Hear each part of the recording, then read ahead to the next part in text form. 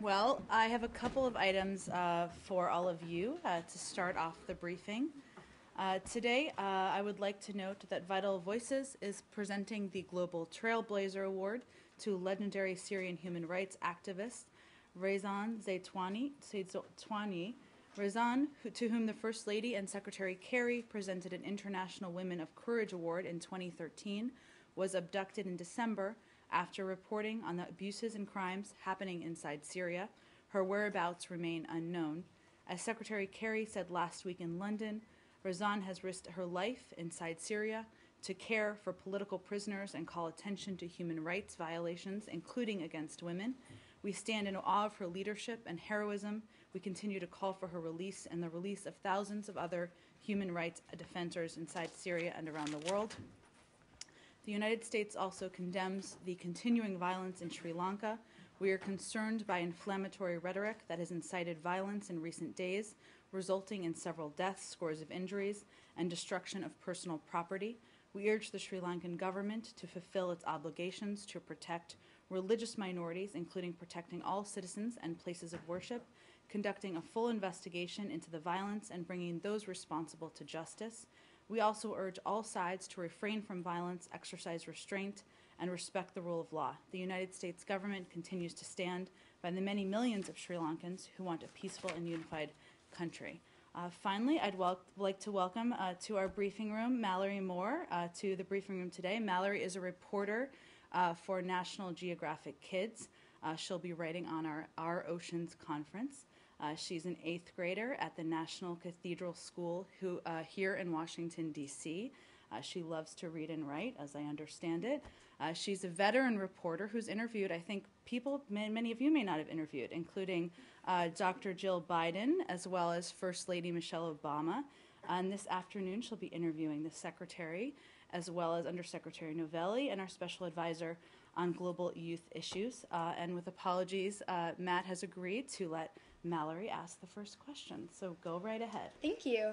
I read in the news that the U.S. controls more than 13% of the ocean area overseen by nations, and this is more than any other country in the world. And only China consumes more seafood each year than we do here in the U.S. Given that, what can and should the U.S. do to take care of the ocean for future generations? Well, thank you, Mallory, for your question. You've obviously done a great deal of research and read the newspaper very well this morning. I think there are a range of steps that the U.S. can do, but why don't I focus on what people can do who are your age, because I know that's who your audience is. So you, as a reporter, are doing an amazing job that many people in here do, which is providing information to your readers about issues they can focus on, and that includes, of course, the Oceans Conference. So you're out there being a role model to many others. And the president, as you, I know, read, because we talked about it earlier, made an announcement, or it was in the newspaper this morning, about seafood and keeping seafood sustainable. And that's a step that he's going to take from the White House. So I would tell kids out there to, when they go to restaurants, when they go shopping with their parents, ask whether it's sustainable when they're at restaurants, whether the seafood they're eating is. I would also say to, when you're on vacation, maybe this summer, to respect the environment you're in and pick up trash and do something every day. And everybody can be an ambassador out there. So I'd encourage you to tell that to your friends, and to all of your readers, I hope they'll do the same. But we're so thrilled you're here, and good luck with all of your reporting throughout the day. Okay, Matt, I know there's quite a bit in the world going on today, so go ahead. There is, and as much as I would like to follow up on that question, her question, I will have to wait until Okay. a little later in the briefing. That is no problem. The breaking news of the last 2 hours, the arrest of the suspect in the Benghazi attack. We've seen the Secretary's statement on it. I'm just wondering, is this building, are people in this building disappointed or concerned at all that it took so long to arrest this guy, considering that he wasn't really hiding? It's not like this was a bin Laden type character hiding in the, I mean, he was hanging out in cafes and hotels and restaurants in Benghazi. One, do you know why it took so long? And two, given that he was not hiding, and two, is there any concern in this building that there was such a delay? Well, let me first say that U.S. forces conducted this operation as soon as the president and his national security team were confident that the mission could be carried out successfully and consistent with our policies for undertaking such operations. And the operations have clearly been underway for some time. This planning, this final step was a painstaking process through that many were involved in, including, of course, many in this building. But I'll say that any time our law enforcement officials are engaged in an operation in a country overseas, that's incredibly challenging, and they deserve to be applauded. And the comparison to the fact that a member of the media, with all due respect, had contact with or interviewed this individual is not relevant. That is not uncommon. It's far from unprecedented for members of the media to interview terrorists or interview individuals along these lines. We've seen that occur in other cases, and frankly, it's not a surprise that an individual like this would show up for an interview. We don't think they would show up for a scheduled meeting with the special forces. So obviously it's more challenging to undertake our operations. Okay, but I appreciate the answer. I'm not sure I mentioned having him giving interviews, though. I just Well, you mentioned he's being hanging out there in cafe. visible. Exactly. I mean, it wasn't. So there's no.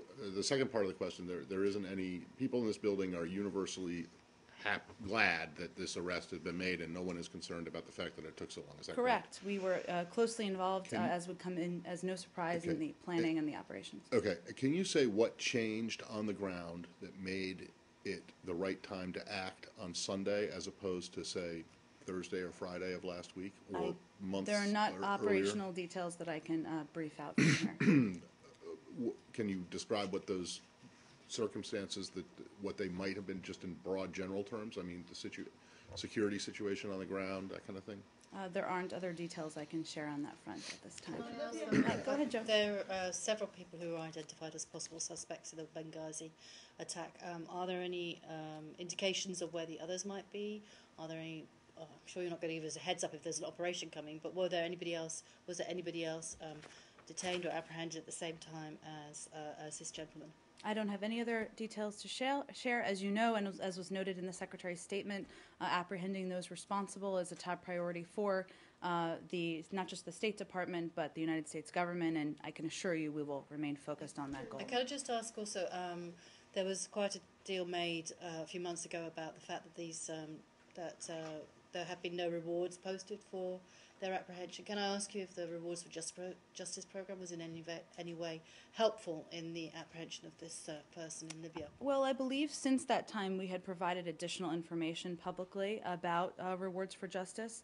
In terms of the specific involvement here, I don't have any information on that. I'm happy to check if there was a direct involvement that we can share. Let's just do one at a time. Go ahead, Leslie. Was the Libyan government informed ahead of time? Well, this was a unilateral U.S. operation. I'm not going to get into specifics concerning our diplomatic communications, but it was U.S. run and done under the operations of the United States. Let me try it a different way. There was a period of at least several weeks, if memory serves, after the September 2012 attack on the consulate, where U.S. law enforcement in particular were not allowed to come into the country to conduct the investigation. At the time, they indicated that there was a lot of concern that critical evidence, as well as finding suspects, might have been impeded because of the Libyan government's refusal to let them in. Going back to Leslie's point, was there permission for the U.S. military and for U.S. law enforcement to be on Libyan territory? Because I can already see the headlines being drawn, is this another bin Laden type situation? Well, the United States has long made clear to successive Libyan governments our interest in holding the perpetrators of the September 11th, 2012 attacks accountable. That should come as no surprise. We've taken every necessary step in this case. I would refer you to any comments from the Libyan government. Was there any resistance during that period of appeal from Libyan authorities to having U.S. authorities on their territory to conduct their search, to conduct their investigation? Were there security concerns about alerting them ahead of the efforts to bring in Khattala? I just am not going to have more to share. I am sure that they will have their own comments to make, and I would refer you to them. One of the things that's been cited as a potential reason for not having acted before is the fear of some kind of retaliation. I'm wondering if that is still today a fear, and if the embassy, if there's a new travel warning or any new advice that's going to be coming out of the embassy in Tripoli. As you know, Matt, we take the security and safety of our men and women serving overseas incredibly seriously. We evaluate that on a day-to-day basis. I have nothing to project in terms of changes on that front. And you don't, so as of now, the embassy is still staffed the way it was last week? Correct. Is he being held on a U.S. Navy vessel? Is he being held in a third country, perhaps at a U.S. military installation? Where is he, and how quickly would you expect that he would be brought to the U.S. for prosecution? Well, DOD has confirmed that he is in U.S. custody outside of Libya. I don't have any other details to confirm. In terms of the timing, I would point you to the Department of Justice. Has the Libyan embassy or any of its representatives at the UN contacted the U.S. government about having access to him? Consular access, as you know, we, of course, are committed in general to the principle of consular access. We'll meet our obligations for consular access as and when appropriate. We'll have that discussion with the Libyans, but I don't have any other updates for you. Have you determined yet in which federal court he might eventually appear? I would point you to the Department of Justice. Obviously, they'll be handling all of the legal and process components. James, to what do we owe this? I'm sure it's this issue. Go ahead. Actually, I'm covering a different story today, but insofar as this is the current thread of discussion, I wish to further pursue it with you, Jen. In furtherance of Matt's line of questioning, first, would you in fact agree that there has been a rather egregious delay seen in this case in finally apprehending this individual? I would disagree. This is a case where there's no one more committed than the leaders in the United States government, whether that's the President, the Secretary of State, the Secretary of Defense, in apprehending those responsible for the horrific acts that occurred just a few years ago. But again, there are a range of factors that are taken into account in terms of the right timing for operations along these lines. The President made a decision with the support of the National Security Team about the timing, and obviously it was successful. And so from where this government stands, from your point of view, a delay of what you just identified as just a few years between the commission of a given offense and the apprehension of one of the suspected individuals, that's not egregious as a delay, just a few years? Well, James, our focus has been on apprehending those responsible, and we've taken every step possible to do that as quickly as possible. But taking on operations of these kinds are difficult, and there are a range of factors involved, and we did this, this was undertaken as quickly as was possible given the circumstances. In response to Matt's questioning, you stated, I'm paraphrasing but faithfully, that we should not be surprised that a suspected terrorist might more readily agree to show up for an interview with a reporter than he or she would for a scheduled meeting with the U.S. Special Forces. And respectfully, I submit to you that that is not properly framing the question, as no one would expect a terrorist to show up for a scheduled meeting with the U.S. Special Forces. The question being put to you, it seems to me, is why U.S. Special Forces couldn't have an unscheduled meeting with this individual in a period of time less than, as you put it, just a few years. Well, James, with all due respect, I would say there are reasons why individuals, including terrorists, meet with reporters to gain more attention for their issues or their agenda. That is entirely different from any operation to take these individuals into custody. And there are a range of factors taken into account. Where we are today is that this individual, with the support and leadership of the military, the Justice Department, a range of officials in the interagency, has been apprehended. And that is an important step forward in our view. So I guess the question, following your own logic, the next question to be propounded to you is, why didn't we pose as a reporter to capture him then? Well, we appreciate your view. If you're volunteering yourself for future endeavors, we'll take that into account. In other words, you're still not addressing the central question, Jen. You're not answering the question of why a reporter was able to get within 6 inches of this guy and U.S. Special Forces weren't for more than 2 years. What is the answer to that? Well, the answer, James, is that reporters have interviewed a range of terrorists in the past. There's nothing new about that. They have their own desire to get their story heard, their agenda heard. That's entirely different from taking the steps necessary to apprehend someone in a country, a third country, a second, not the United States, as has happened in this case. We did it as expeditiously as possible, took into account a range of factors, and where we are today is that the outcome was successful. Would you say that the most recent developments in Libya, like the coup or the coup by General Haftar, made the situation more likely or more ideal for apprehension, or made it more urgent that you act now? I wouldn't weigh in with that as a factor. I will just take this opportunity to confirm for all of you that General Haftar, of course, had no involvement in this case. No Libyan whatsoever was involved or informed. Again, about it was this. a United States unilateral U.S. operation. Is that likely Go ahead, to, Matt. is that likely to sort of undermine U.S. efforts in the future for cooperation? With the Libyan government, Libyan or any other government in apprehending, suspected I terrorists? think the United States has made no secret of our desire to apprehend those responsible. You mentioned several times the range of factors that were taken into account in terms of the timing of this, and but you don't seem to want to say, even give us a hint as to what that range of factors was, except for the fact that General Haftar was not involved. So can you give us a very general outline of what factors you're talking about that led to the capture of this guy on Sunday rather than in the previous almost 2 years?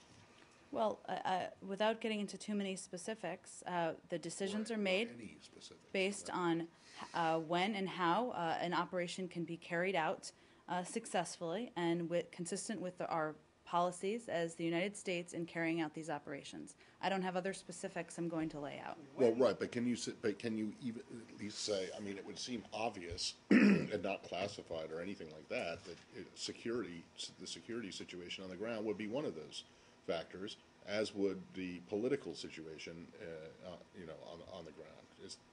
Would one be wrong in saying that those were among the range of factors? One would not be wrong in assuming there are a range of factors that are taken into account, Matt. Go ahead, James. Was Secretary Kerry informed about this operation before its execution or afterward?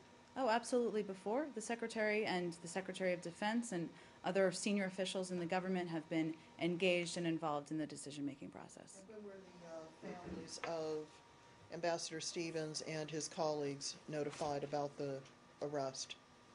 I don't have an exact timing for you, Roz, but we have been in touch with them and they have been informed. Jen, why you've intended to make clear that General Haftar didn't cooperate with the U.S.? I assumed that was a question you might have, and I wanted to proactively answer it for you.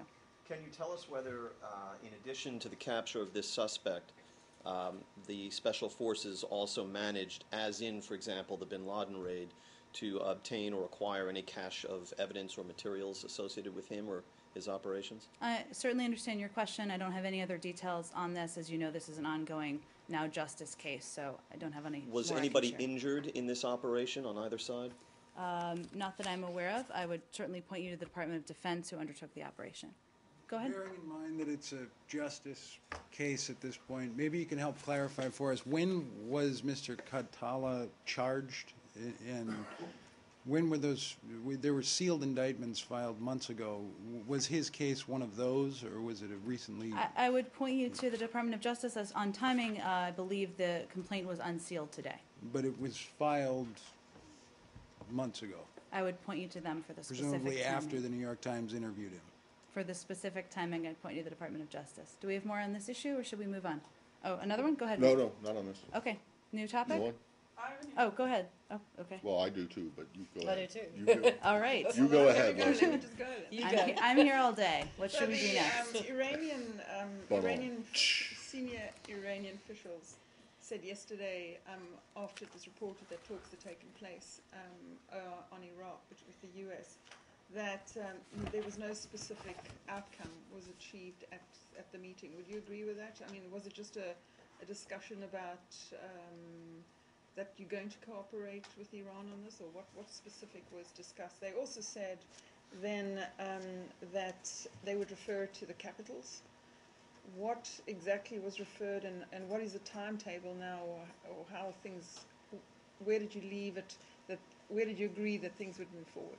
Well, as we noted, or we released last night, but let me reiterate for all of you here, Deputy Secretary Burns met briefly with Iranians on the margins of the P5+1 meeting in Vienna, separate from the trilateral meeting. It was a brief on the margins. It was separate from the discussions and the negotiations that are ongoing. They discussed the need to support inclusivity in Iraq and the need to refrain from pressing a sectarian agenda. In terms of where we go from here, we're open to continuing our engagement with the Iranians, just as we are engaging with other regional players on the threat posed by ISIL in Iraq. It is likely those discussions would happen at a lower level, and we don't expect further conversations with Iran on this issue in Vienna. Those talks will focus on the nuclear issue for the remainder of the week. So you don't expect more conversations with the Iranians on Iraq in Vienna? Correct. Well, where would they take place? Where would the next ones take place? Well, and again, how soon? I would caution anyone from overly formalizing what this is. We're engaging with a range of countries in the region who are concerned about the stability of Iraq and the impact on the region. That's what this was, briefly on the margins. What it will mean moving forward, I think, is yet to be determined, but it's not the launch of a formal process or anything along those lines. How brief was brief? I don't have a number of specific minutes for you, but I think What, the emphasis on that... Half an hour? Less than half an hour? I don't have a specific number of minutes. The reason we portrayed that... The reason I used that term is because obviously there were several hours of meetings on the nuclear issue, and this was just simply on the sidelines of that. Maybe you can after you answer the question of who he talked to. Yeah. Who was available on the Iranian side? Thank you. I don't have details to share on that front. Was it like a pull-aside standing up, or did they like sit down at a table or something? It just goes to whether this is brief, like it's an encounter in a hallway and it lasted 30 seconds, or it was, they sat down at a table and talked for 5 minutes. I don't have atmospherics for you. I understand your question. I'll see if there's more we can share. I mean, I think it goes to the point Let's of just do one at a time. whether this was a serious attempt to talk about Iraq, or whether it was just, hey, we've got to talk about Iraq. Okay, we'll do that sometime. Well, I mean, obviously, was this a serious attempt to talk about Iraq between the Iranian and the U.S. sides? We wouldn't have even brought it up as an issue if we didn't, if it wasn't a serious attempt, Joe. But I don't have the number of minutes or anything along those lines. So, if it was a serious attempt, why is there no forward-looking idea of when you might next meet again?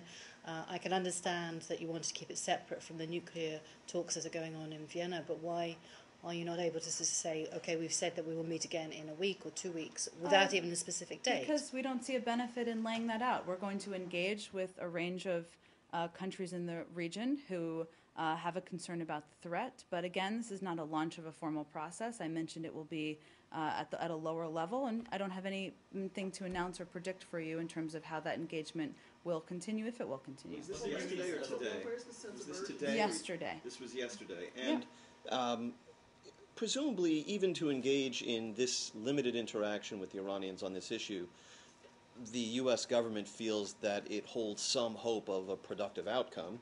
So explain for us wherein those hopes reside. What exactly is it you think the Iranians could do that would be useful here, given their track record? Well, James, I mentioned this yesterday, but it's worth repeating. We're not talking about military cooperation or military coordination. In fact, we don't think that the focus should be on the military component in Iraq. But clearly, any country that can make the argument that there needs to be unity and the sectarian tensions that have been flaming in Iraq are harmful to the stability is one we would feel is useful. That is the message that was sent from our end. And has Iran in the past, in recent memory, demonstrated that particular inclination? Well, you're familiar with our concerns about Iran's actions and behavior in the past. There is a shared concern. There is a concern that they have expressed publicly about the stability of Iraq. and the impact of ISIL.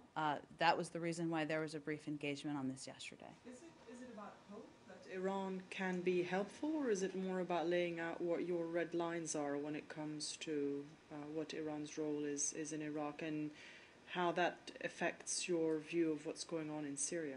Well, it's really neither. This is a country that also has a concern about the stability of Iraq.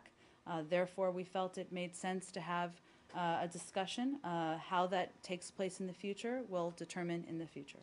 Was it not a topic of discussion during the trilateral or not? No, this occurred on the margins of the trilateral, outside of the trilateral meeting. Can you imagine a situation where Iran does not wield so much influence in Iraq that someone has to talk to it about the stability of Iraq? I mean, Iran obviously supports certain groups. It has a great deal of influence. It has the holy places in which they, go back and forth. So it has a great deal of interest in Iraq. Can you imagine stability in Iraq happening without some sort of consultation with Iran? Well, we consulted briefly yesterday, so I think that answers your question. Okay, and just follow up a little bit. Is there a goal here? Is this simply to stop ISIL and any other partisans who want to join in their tracks? Is this about perhaps having Maliki step aside and have some other leader step in on an interim basis? What's the point of engaging with Iran if the U.S. doesn't have any idea of what it wants to see happening inside Iraq?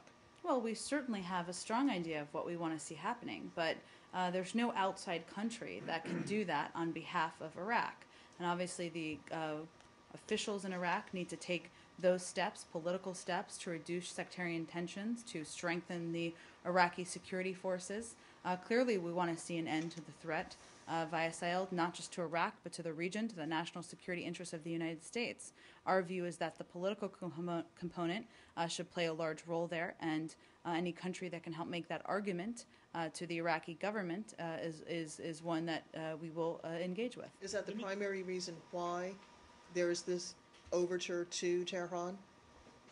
Primary reason for the overture to get the message to Maliki and whoever is advising him that they shouldn't focus so much on fighting this threat as much as putting energy into political reconciliation and inclusivity. That certainly is a prominent component of our message, yes. Jen, I want to take you back to the interview yesterday with the Secretary of State with Yahoo. When asked about Saudi Arabia and Kuwait and Qatar in particular, these three countries supporting and financing and with weapons and money and so on, ISIL, he said, we are concerned about this reality, we are dealing with it, and so on. So, is it the feeling in this building and with the Secretary of State that in fact Saudi Arabia does aid ISIL? That's not at all what the Secretary stated. You're familiar with our concerns we've expressed in the past as it relates to Syria.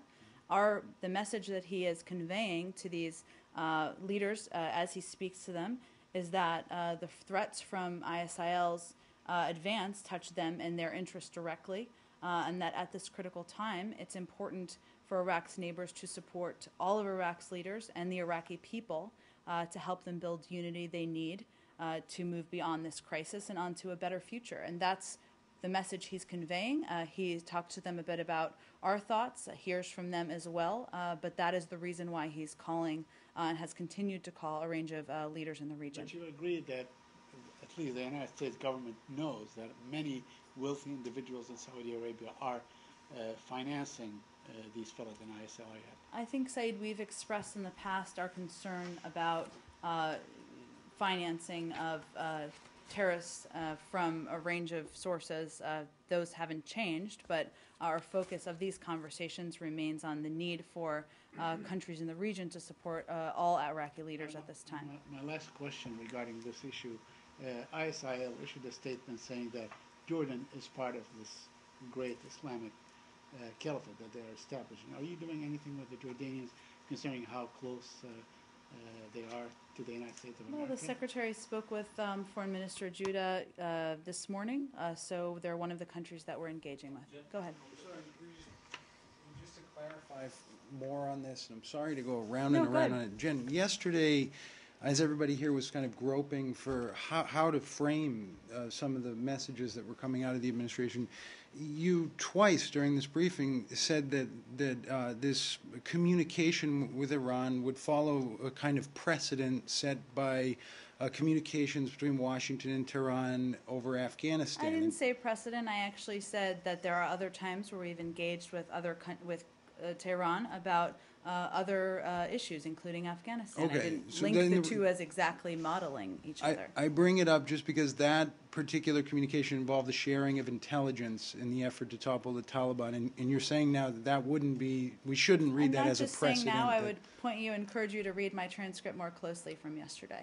Hold on, I'm sorry, just to follow on that, since we're still on this, let's also just kind of hone in on the fact that there's a group of diplomats in Iraq that were taken hostage. There are something like 25 Turkish diplomats, 49 Turkish citizens in all. The Erdogan government today is saying that it's working extremely sensitively towards getting their release. I'm wondering if anybody in this building is part of that conversation or has any kind of insight into what that sensitive effort involves. I don't have any new insight to offer other than to convey that we've been in close touch with Turkish officials, as we were last week when many of these diplomats were actually kidnapped. And we've offered our help and our support, and we will continue to be available for that. Thank you. I think I just want to make a point that the first contacts with Iran acknowledged between the U.S. and Iran over Afghanistan was actually about drug smuggling back in 1999, 2000. Okay, thank you for that. Go ahead. A follow-up on Saeed's question. Prime Minister Maliki was clear today in holding Saudi Arabia responsible for supporting ISIL financially and morally. What do you think about this? Well, that's the opposite of what the Iraqi people need right now, and we have continued to make the case to Prime Minister Maliki. Ambassador Beecroft met with him just yesterday, that taking steps to govern in a non-sectarian way, to be more inclusive, to increase support to the security forces is what his focus should be on. And this is obviously the opposite of what that is. It's inaccurate and frankly offensive. Would you say that Maliki is fanning the flame of sectarianism? The comments that he made, the comments he made, I would look about Saudi. Yes. So would you say that Maliki is basically fanning the flames of sectarianism? I think I would say there's more that can be done to be more inclusive and govern in a non-sectarian manner. And one more, James, on this. Saudi Arabia called the events in Iraq a Sunni revolution, adding that the sectarian and the exclusionary policies in Iraq over the past 3 years are behind the recent unrest in the country. Do you agree with the Saudis on this? Well, the way we see this is that the situation is complex, and there are some tribes and key local Sunni politicians have joined with the Iraqi government. Others are working with ISIL through violence to destabilize the government. Those working with ISIL are, of course, supporting terrorists who adhere to an extreme ideology which believes that Shia should be killed based on their sect alone. Obviously, our view is that there needs to be the way that Iraq is governed by the leaders needs to take into account the legitimate grievances of all of the people. That means you don't agree with them that what's happening is a Sunni revolution? I think I made my comments clear. Go ahead. Given the latest developments, the new violence, and what appears to be the spread of exactly what you don't want, which is sectarian killings and massacres on both sides. I'm wondering, one, is there any change to the revised status of the embassy and embassy personnel? And two, are all of the people who were being relocated to different places, are they at those different places? There's no change. That process, as I understand it, is ongoing, but I'm not going to... Excuse me, the relocation process is ongoing, yes. So it's not complete? Correct. Yeah. On the issue of security contractors, there are a number of security contractors, many of them Americans and so on in Iraq. Are they in coordination, or do they coordinate their presence or their departure from Iraq with the U.S. Embassy? Do you know anything about their status? Are you referring to the contractors Yeah, who were? security contractors. They Well, provide let me security. finish my question so No, I can I'm make saying, sure I no. answer your question accurately. Right. Are you referring to the contractors from last week that were moved out? Yeah, partially. different? Yes, the contracts from last week and others that stayed on. Well, those individuals were moved out by their companies. Obviously, we remain in close touch with American companies, and we provide information and services to American citizens. But beyond that, I don't have any other update for you, James. Two different topics, if I might here. Okay. One is it correct that there is a U.S. government delegation meeting with the KRG today? I did not receive an update from our team on are you referring to our diplomats in Iraq? On their meetings today. I can go back. They've had a range of meetings with a range of officials, including Kurdish officials, over the past several days. So it wouldn't surprise me, but I'll check and see if we have an updated list of meetings. We did an interview with the foreign minister from the Kurdish regional government yesterday, and he indicated that today he expected to be sitting down with the U.S. delegation.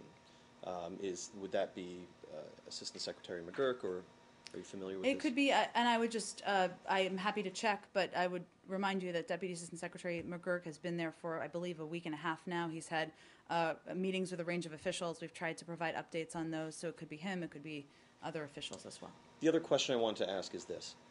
Given all the particulars of this situation, in which so much American blood and treasure was expended in order to establish this central Iraqi government, and given furthermore that that central Iraqi government is now in a situation where terrorist enemy fighters are closing in within 100 miles of Baghdad, isn't it the case that for the President of the United States to predicate any swift U.S. intervention to help this central government on the readiness of that government to make some greater efforts toward political inclusiveness in the political system there, isn't that really akin to trying to teach a drowning man to swim?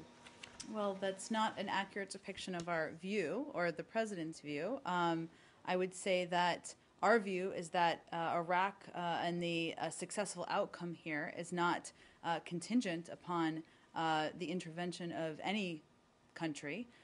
They need to take steps on the political front to be more inclusive, to govern in a non-sectarian manner. But the United States and the President is considering a range of options, looking at factors including the national security interests of the United States. So in the meantime, we've increased our assistance, whether that's military assistance or surveillance, over the course of the last several weeks and months because of our concern here and in an effort to assist. And we'll make decisions about what's next based on what's in our national security interests. So you think that if al-Maliki were to hold hands with Sunni leaders prominently and sing Kumbaya, that this would somehow stop the advance of ISIL within 50 miles of Baghdad? That's not what I'm suggesting, but we do think that at this time, a unified government across all of the sects is an important component of a successful long-term outcome. Anti-Kumbaya, is that what you're saying? It's a lovely song. I'm not sure it will immediately help in this case. Can I just ask you, going back to the Iran thing for 1 second, you said at a lower level, recognizing that future talks, would, if there are any, would be a lower level, recognizing that there isn't anything set. I want to make sure, like, there's nothing set, right? Are you talking about having meetings in Baghdad amongst diplomats who are there, or in New York or UN? Has that not been decided? Could they be anywhere? I mean, there are a lot of places where there are U.S. and Iranian diplomats posted in the same place. Would you expect that they would be in a place that is in or close to Iraq, or could they be, I don't know, Beijing? I just don't have any more details to share. I certainly understand the interest. Don't have any more details to share. I know that's where I want to take is where were discussions left? I mean, how do you see moving forward on this thing?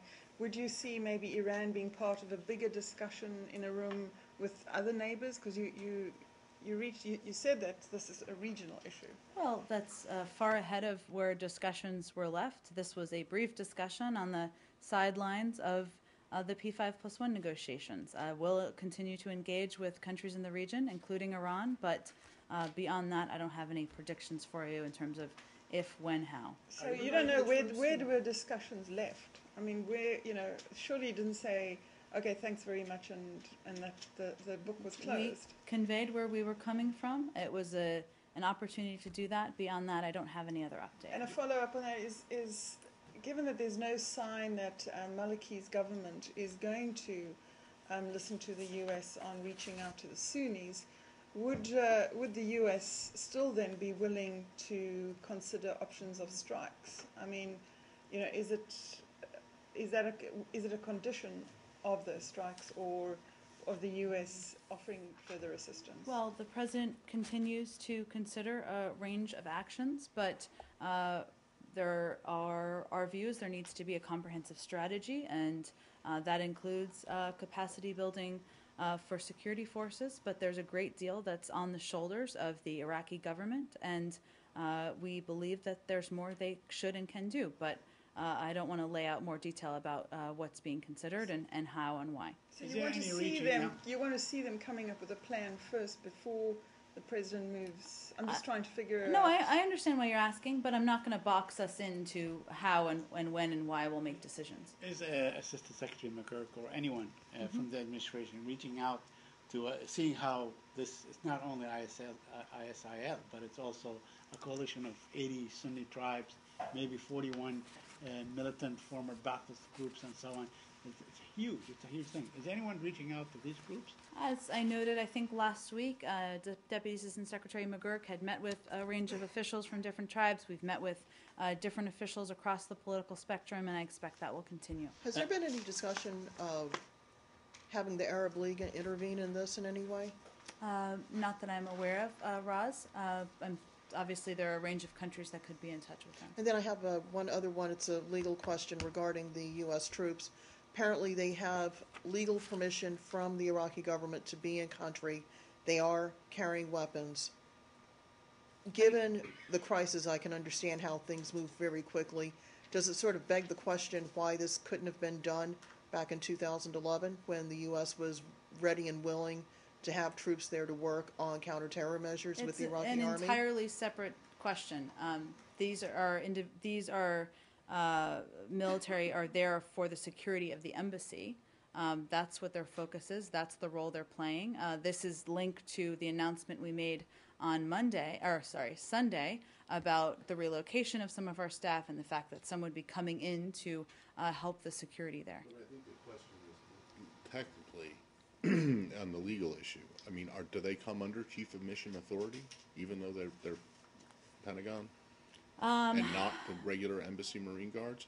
Because if they do, then they have immunity. But if they don't, then you would need some kind of an agreement with the Iraqis to give them immunity. And I think what Roz is asking, and it makes perfect sense, is if the Iraqis were willing to do it now for these people, why couldn't you try hard? Why couldn't you have gotten, why couldn't you convince them back in 2011 when you were trying to get a broader SOFA? Wilma, they're It's trained to a integrate. moot point if they're under Chief of Mission Authority and they have immunity because of that. But They're if- trained to integrate with existing U.S. Embassy security teams, but they're not playing a combat role. They're playing a role at protecting our embassy and providing security at our embassy. well, The SOFA right, wasn't but supposed to give them combat status. It was supposed to give them training and cooperation on counterterror, which is not technically combat status. Well, that's not the role they're playing here, though, either. So I will see if they're under the Chief of Mission Authority, and I'm happy to get that answer right, back and, on to and you. if they're not, can you find out exactly how they have? Because presumably the Pentagon wouldn't have sent them if they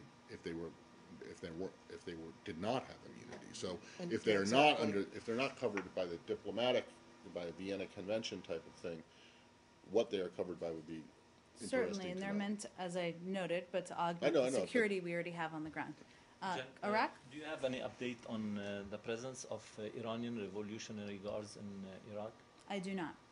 Where's Bill Burns at the moment? Is he coming? Is he back here or?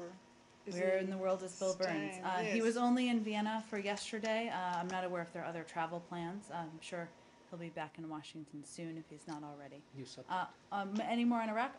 Hello, Nicholas. You're so far back. Yeah, I was late, but it gives me another perspective. Okay, good to hear. Just follow up on your relationship with Iran. Would the U.S. consider resuming the diplomatic relationship as the UK will do in reopening their embassy in Tehran? That's far from the point we're at. We're just talking about brief engagement on this issue. Our focus is on the nuclear negotiations, and I expect that will be the case for the time being. So, do you support the UK decision to reopen its embassy in Tehran? Is it a good sign? Is it a good move? Well, clearly, every country makes their own decisions, and our focus is on continuing the P5+1 negotiations and the effort to close the gaps there. So, as long as it doesn't interfere with that, it is a choice that they are making. Just one last one, Jen. Mm-hmm. Is it fair to say that American policymakers were taken by surprise with this sweep into Mosul and other Iraqi cities by ISIL, or did they in fact have some advance knowledge or warning that this was going to be happening imminently? Well, I would say that we've long been concerned about the growth of terrorist operations in Syria, the neighboring country, of course, and the expansion of that, or the overflow of that, we feel is one of the main determining factors here. Beyond that, we've also increased our assistance, whether that's training or its military equipment over the course of the last several months, given our concerns. I don't have any other outtakes for you. Would you say that anyone? No, two Iraqis. Would you say that anyone who asserted that he or she were inside the United States government and tried to warn top policymakers that this was imminent would be wrong or inaccurate to say so? And that those warnings were not heeded? That feels a little straw man argument to me, but we've increased our assistance because of our concern about the overflow from Syria, and we've taken steps over the past couple of months given that. Maybe the simplest way to ask this is, were there warnings specifically about these kinds of developments happening imminently that were unheeded by top policymakers in this government? I think I have nothing more to share with you on that front, James, other than to say that we took steps because we were concerned over the course of the last several months, and we've taken a range of steps to increase the capacity of the Iraqi security forces. So by definition, those steps were insufficient to prevent this from happening? Well, clearly, we've seen what's happened across Iraq. That's why we're going to continue to increase our assistance, and the President is considering a range of options. Jen, given that you met briefly with the Iranians about Iraq, would you now be open to talking to them about Syria?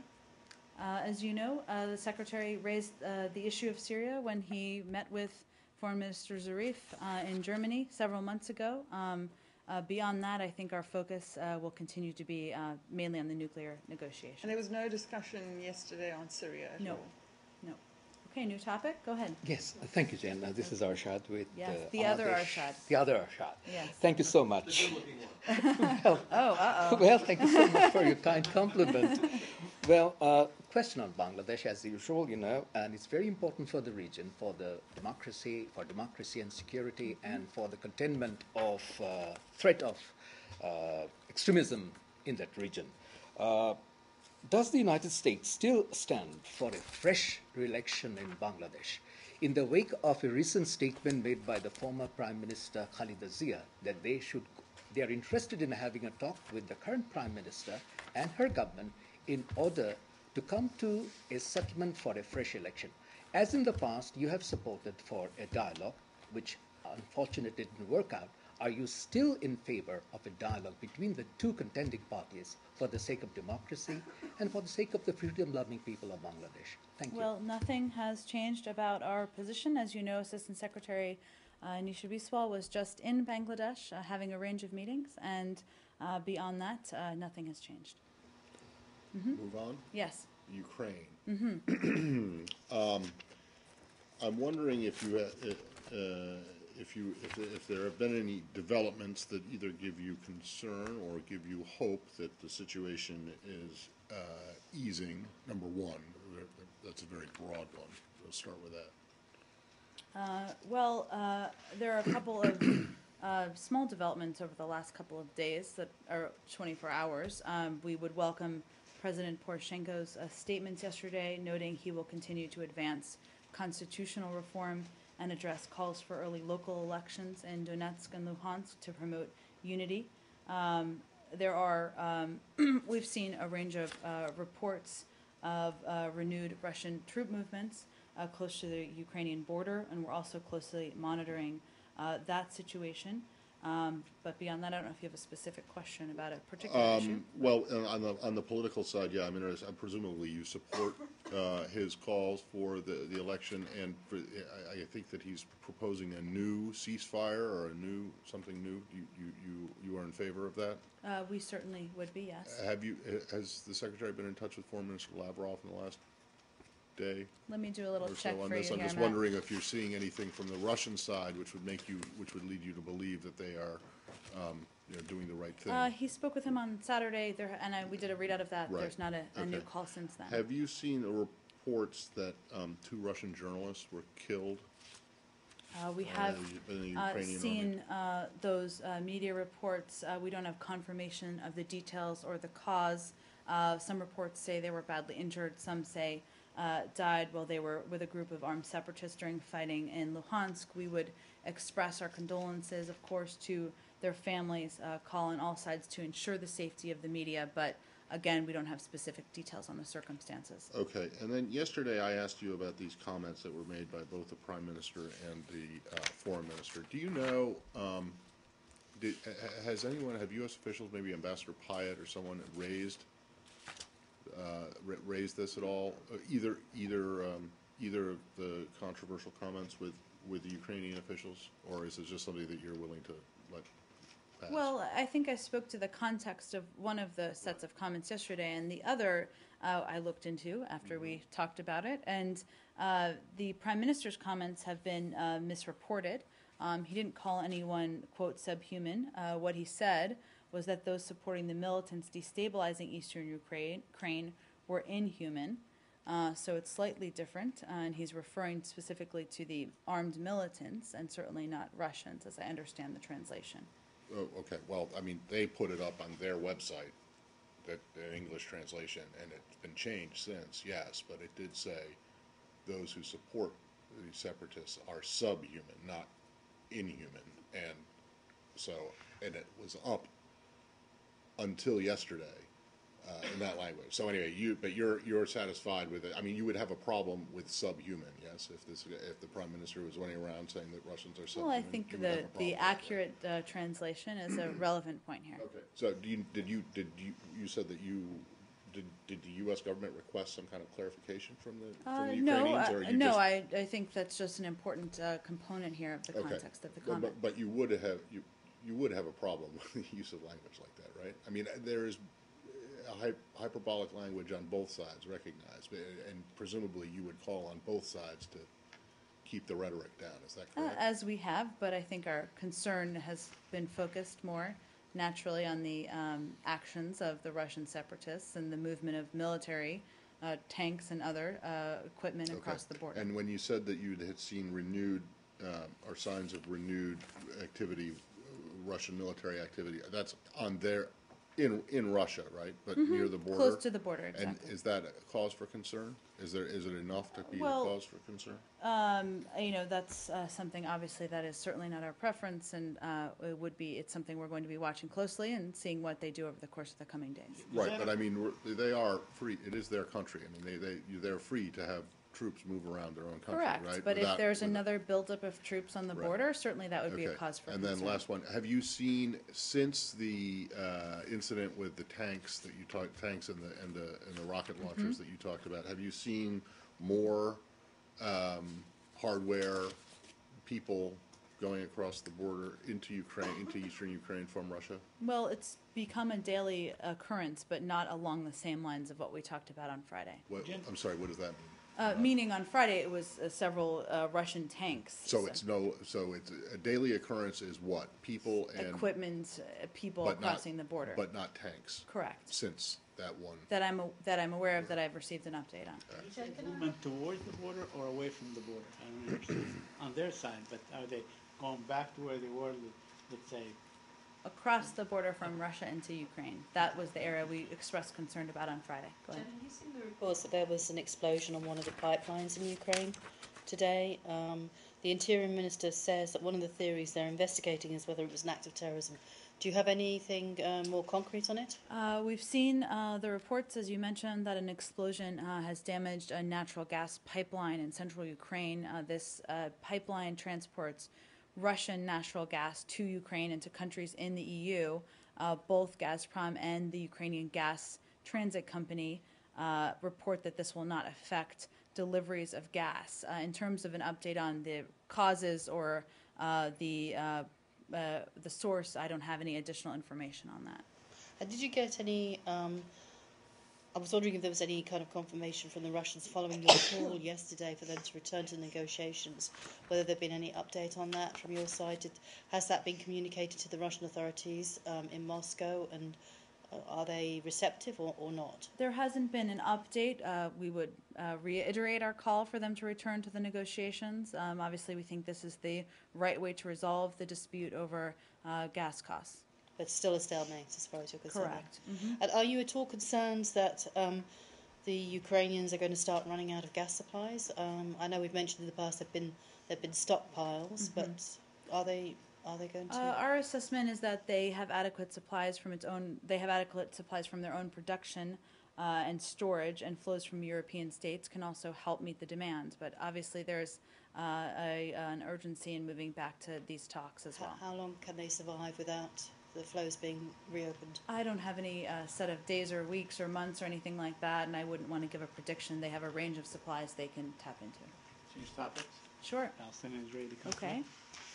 Have you had any reason to change your position from yesterday regarding working with the National Unity Government, the Palestinian National Unity Government? No change in our position, no. Okay, it seems that Israeli Prime Minister Benjamin Netanyahu called on the world, that includes you, on the Palestinian, to dissolve this National Unity Government. Is that something that you would encourage the Palestinians to do, or Palestinian President Mahmoud Abbas? We're not. We continue to call on the Palestinians to abide by the Quartet principles. We've noted that President Abbas has also condemned these activities and reached out to Prime Minister Netanyahu. There's clearly more that needs to be done, but nothing's changed about our position. And since early this morning, the Israeli army has overtaken many homes in Hebron, in fact, tens of homes and so on, kept people under curfew, so to speak, or lock. Are you expressing your concern that Palestinian civilians should go about their lives as normal?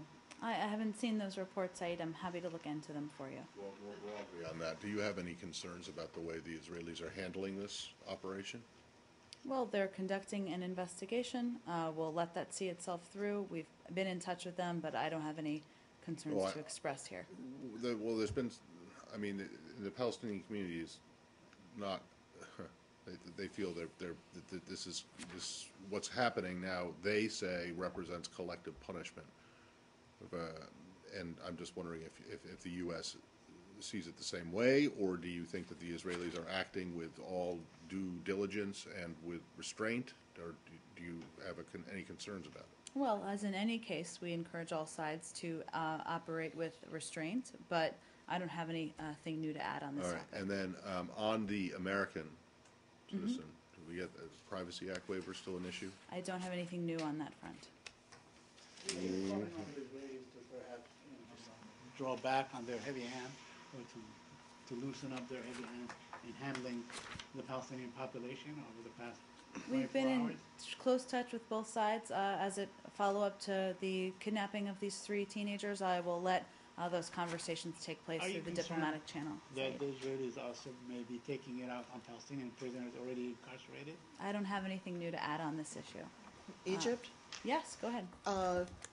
Matt had raised the question yesterday of my colleague from Arabic, Abdullah al-Shami, Is there more that you're prepared to say about these apparent good news? Well, thank you for your question, Roz. We understand that the prosecutor has decided to release Al Jazeera journalist Abdullah al-Shami for health reasons. We obviously would welcome that development. However, at this time, we cannot confirm that he has physically been released, and there are others who remain in detention. As we've said, we remain deeply concerned about the restrictions of freedom of expression in Egypt, including the targeting of Egyptian foreign journalists simply for doing their jobs. Journalists, regardless of affiliation, should be protected and permitted to do their jobs free from intimidation, free from fear of retribution. And we continue to convey our deep concerns directly to the government of Egypt and are watching the Al Jazeera trial very closely. Can you say with any more specificity at what level has this message been communicated, not just about my colleagues, but also for the hundreds of Egyptian journalists and bloggers who have found themselves behind bars just for trying to exercise their constitutional rights? Well, when the Secretary speaks with his Egyptian counterparts, he often raises concerns about these issues. But certainly the highest level on the ground in Egypt, it's raised. Has this building seen any improvement in the overall human rights situation in Egypt since Mr. Sisi was formally inaugurated as president? Well, I don't want to give a grade or a ranking, Roz, but we have continued concerns, as we've expressed, and think there's more that can be done on freedom of media, freedom of speech, freedom for protesters. I just wanted to check on what you said. Journalists, regardless of their affiliation, should be able to do their business. That's correct. Yeah, I just want to make that applies outside of Egypt as well. That applies everywhere around the world. Correct. Including the Associated Press, even. No, I'm talking about physical locations. That would apply universally. The United States believes that this should be everywhere, not just in Egypt. Yes. Correct? Okay. That's not a trick question. No, well, you never know with you. Go ahead. I was waiting for the punchline on that as well. Okay. On Kenya, can I just ask quickly? There was another attack today. I wondered if you, A, had a reaction to that, obviously, although you had a strong reaction yesterday, and B, whether there was any changes now being made in US personnel at the embassy in Nairobi. Well, we condemn in the strongest terms the latest terrorist attack by al-Shabaab on the coastal town of Poromoko in Lamu County, as well as the attack earlier this week that killed dozens. We offer our deepest condolences to the families that have lost loved ones and to those injured in the attacks. I don't have any update for all of you on a change in our embassy. Obviously, that's something we evaluate on a daily basis, and I would point you to the last travel warning we put out. It remains open, operating normally? Correct. But there are restrictions in place for there staff. have been for travel, exactly. Yeah. And let me just, if you don't mind, let me just outline.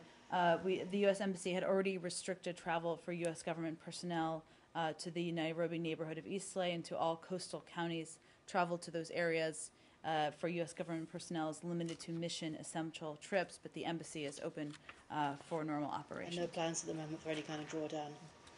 Well, we typically don't predict such things, but we evaluate on a daily basis. But I have nothing for you today. What discussions are U.S. officials having with their Kenyan counterparts about guarding against this ramp up in attacks from a group that's frankly from another country? Well, we continue to work in partnership with Kenya to address, and countries in the region, to address these threats from al-Shabaab. We'll continue to share information and conduct law enforcement training with our Kenyan counterparts, in addition to other counterterrorism cooperation. And that's been ongoing, but certainly will continue, especially in light of these recent attacks. Kenyatta actually said today that this was not a terrorist attack, and that in fact it was the result of a squabble over land, and the people who perpetrated the attack were trying to clear these others out. Do you have any reason to think that that's accurate, that that's actually what happened here, and that despite the claim of responsibility, that Shabaab had nothing to do with this? Well, our view is that they claimed credit, but we believe that al-Shabaab was responsible for these terrorist attacks. So, I mean, what do you make of the president of Kenya coming out and saying something that you believe to be demonstrably untrue? I don't have much analysis for you, Matt. Is there any thought in this building about increasing U.S. Military assistance to the Kenyans to help them with this problem? We've had a range of assistance on counterterrorism efforts that has been ongoing. I don't have anything new to predict for all of you for the future. So no new packages of aid or anything like that? Correct. Okay. Thanks, everyone. Thank you. Thank you.